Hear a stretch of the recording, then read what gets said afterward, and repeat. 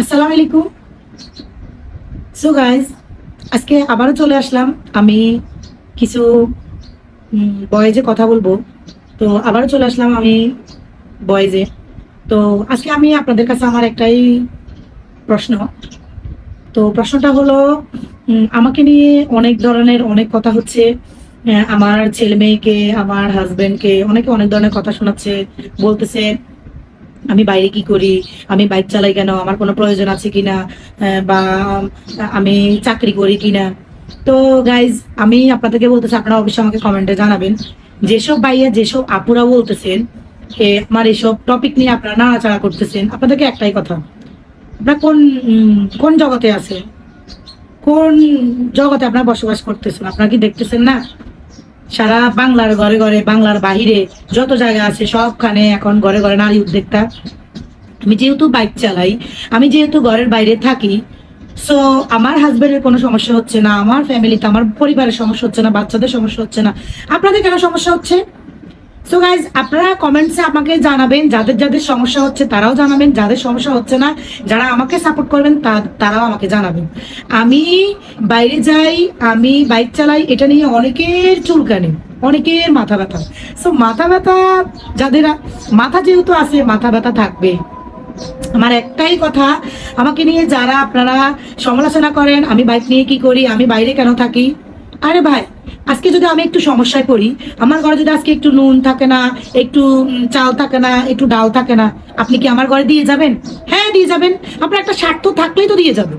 স্বার্থ ছাড়া এই দুনিয়াতে কেউ কোনো কাজ করে না। প্রত্যেকটা মানুষ স্বার্থের কারণে একটা মানুষকে, একটা মানুষ গিফট দেয়, একটা মানুষ একটা মানুষকে এসব কিছু দেয়। সো স্বার্থ ছাড়া কেউ দেয় না। আর আমাকে কেউ স্বার্থ ছাড়াও দিলেও আমি নিব না, স্বার্থ থাকলেও আমি নিব না। সো যারা আমাকে ওই রকম লেভেলের মেয়ে মনে করতেছেন, আমি টোটালি ওই রকম লেভেলের মেয়ে না। মানুষ একটু বাইক চালায়, একটু বাইরে থাকে, একটু কাজ করে দেখি মানুষ এতটা খারাপ হয়ে যায়। আজকে আমি আমাকে নিয়ে কথা বলি। আমার পেজ নিয়ে তাসলিমা মশলাঘর থেকে যেসব আপু ভাইয়ারা জানেন, আমি তাসলিমা মশলাঘর থেকে আমি মশলা বিক্রি করি। হ্যাঁ, আমি হোমমেড তৈরি করা মশলা বিক্রি করি। সো ওই মশলার জন্য আমি বাইরে যাই। আমি বারবার বলছি, নোয়াখালীর ভিতরে যারা আছেন তাদেরকে আমি নিজে যাই পৌঁছে দিয়ে আসবো। নোয়াখালীর বাইরে যারা আছেন তাদেরকে আমি এসে পরিবহন বা কুরিয়ারে তাদের পাঠাই দিব। সো এটা যেহেতু সবাই জানেন, তাহলে কেন রে ভাই, কেন রে আফু তোমরা প্রশ্ন করো আমার বাচ্চাদের, আমার হাজবেন্ডকে, আমার আত্মীয় স্বজনকে, মা বাবাকে? আমি যে কিছু করে খাই, এটা তোমাদের কি জলে? তো তোমাদের যদি জলে, তোমাদের বউকে দিয়ে করাও না ভাই। তোমাদের যদি জলে, তোমাদের জামাইকে বলে তোমরা করো না ভাই। কেন আমার পিছনে পড়ে আসো? তোমাদের এত চুলকানি কিসের? আমি একটা কাজ করে আমি প্রাউড ফিল করি।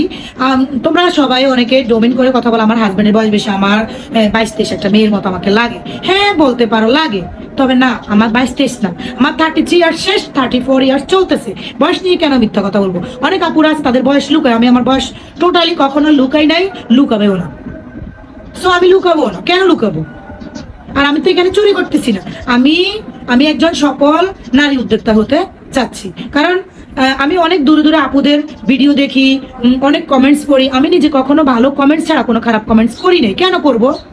উনি করতেছে, আমার ভালো লাগলো, আমিও করতে পারি, আমিও ভালো উদ্যোক্তা হতে পারি। আমিও আপুদের থেকে শিখে আমিও ভালো একটা উদ্যোক্তা হতে চাচ্ছি। সেজন্য আমি বাইক চালাই, আমি রিস্ক নিয়ে, জীবনে রিস্ক নিয়ে, মাত্র 1 ঘন্টার ভিতরে বাইক শিখে আমি জীবনে রিস্ক নিয়ে আমি একজন উদ্যোক্তা হতে চাচ্ছি। ওই জন্য আমি বাইক চালাই, মশলা বিক্রি করি। ইভেন ওটার পাশাপাশি আমি আরো বিজনেস করতে চাচ্ছি। আমি আমার জামাইয়ের পাশে দাঁড়াতে চাচ্ছি। দেন আমি চাচ্ছি আমার জামাইয়ের মা বোন, ওদেরকে ও খাওয়াইতে না পারলে আমি খাওয়াবো।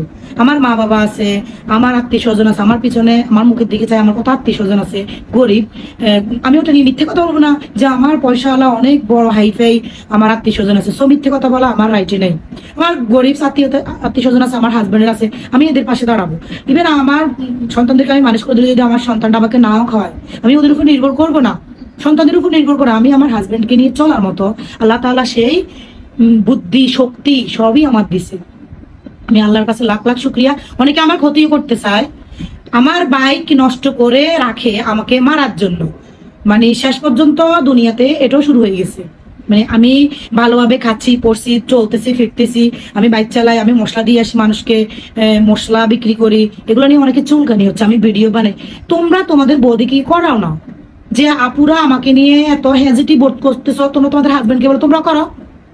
আমি করতেছি। আমি যেহেতু একজন সফলতা নারী হতে চাচ্ছি, একজন নারী উদ্যোক্তা হতে চাচ্ছি, আমার হাজব্যান্ডের পাশে দাঁড়াতে চাচ্ছি, সো তোমরা দাঁড়াও। আমাকে নিয়ে কেন ডোমিন করো? আমাকে নিয়ে কেন তোমাদের এতটা চুলকানি?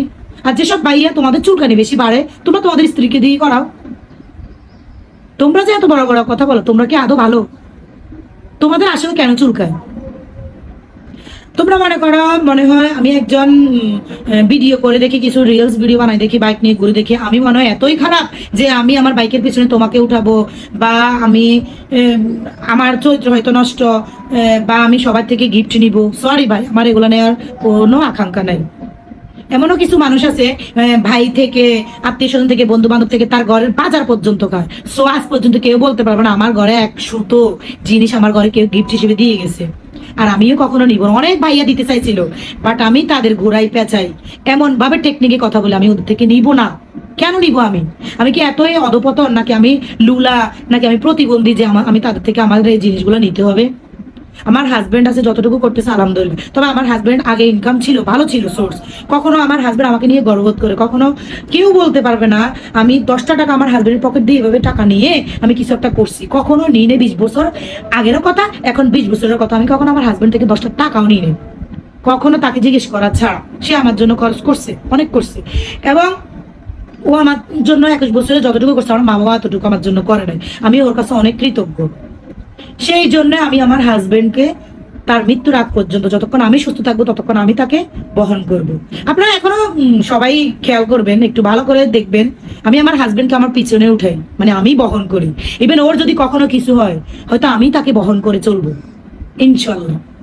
এই জন্য অনেক ভাইয়ার জলে, এই জন্য অনেক আফুর জলে। সো যাদের চুলকানি আছে আমি বলে দিব, একটা চুলকানির মলম আছে, এটা লাগাই দিবেন। আপনাদের কারণে আমি আজকে আপনাদের এইসব বয়েসে আসি, এসব কথা বলতেছি। তারপরও এখনো শোকর করেন, আমি এখনো খারাপ ভাষায় কথা বলতেছি না।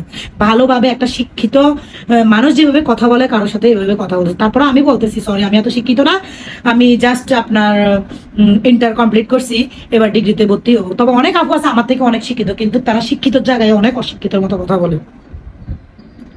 তারপর আপনাদেরকে বলতেছি, প্লিজ যদি যাদের ভালো লাগে তারা আমার ভিডিও দেখবেন, যাদের ভালো লাগে তারা আমাকে আল্লাহর হস্তে ব্লক করবেন। আর প্লিজ আমার ভিডিওটা, যারা আমাকে পছন্দ করেন, আমার ভিডিও ভালো লাগে, আমাকে সাপোর্ট করেন, তারা বেশি বেশি আমার এই ভিডিওটা শেয়ার দিবেন। যারা আমার এই ভিডিওটা দেখবে না, আপনারা শেয়ার দিলে ওরা দেখবে, ইভেন আমাকে আমার কথাগুলো শুনবে। ভালো যার লাগবে সে সাপোর্ট করবে, যার ভালো লাগবে না সে আমাকে ব্লক করবে। আশা করি আপনারা এটাই করবেন। আমি এই ভয়েস ভিডিওটা বানাচ্ছি, আমার প্লিজ পুরো ভিডিওটা আপনারা দেখবেন, আমাকে সাপোর্ট করবেন। আর কাইন্ডলি কাউকে এইভাবে ডোমিন করে কথা বলবেন না। আমি 33 ইয়ার্স পার করে এখন 34 ইয়ার্সে পড়ছি। ইভেন আমার সাথে আমার অনেক ফ্রেন্ড আছে, তারাও নারী উদ্যোক্তার সাথে কাজ করতেছে। আমি অনেক আগ থেকে এগুলো ফলো করতেছি, দেখতেছি অনেক সফলতা নারী উদ্যোক্তা আপু থেকে শিখে আমি এগুলো করতেছি। সো আপনারা আমার থেকে শিখেন না। আমি যে মশলাটা বিক্রি করি, যে 2টা টাকা ইনকাম করি, ওইখান থেকে 10টা টাকা পাইলো আমি আল্লাহর রহমতে গরিবের মাঝে দিয়ে দিবার চেষ্টা করি, ইনশাল্লাহ দিব। আর আমি আমার ব্লগেও দেখাবো। অনেকে মনে করবেন যে আমাকে অনেকে বলে আমার আত্মীয়র ভিতরে বা আত্মীয়র বাইরে যে এগুলোকে দেখাতে হয়। হ্যাঁ, দেখাইলে আমার থেকে আরেকজন দেখে শিখবে। আরে ভাই, খাইয়েন না, খাওয়াইয়েন, এটাই ভালো। নোয়াখালীর ভাষায় একটা কথা আছে, খাইয়েন না, খাওয়াইয়েন, আল্লাহ খুশি হইব। আমি খাবো না, আমি খাওয়াবো। সো আমার জন্য আপনারা দোয়া করবেন। আর বেশি কথা বলবো না, বাবু কথা বলে গলা শুকিয়ে গেছে, পানি খেয়ে তৈব। আমাকে সবাই সাপোর্ট করবেন, লাইক করবেন, তারপরে ভিডিওটা বেশি বেশি শেয়ার দিবেন। যারা আমার ভিডিওটা ভালো লাগবে অবশ্যই আমাকে ফলো দিয়ে লাইক দিয়ে পাশে থাকবেন। আর যাদের ভালো লাগবে না তারা আসসালামু আলাইকুম, তারা ব্লক করবেন।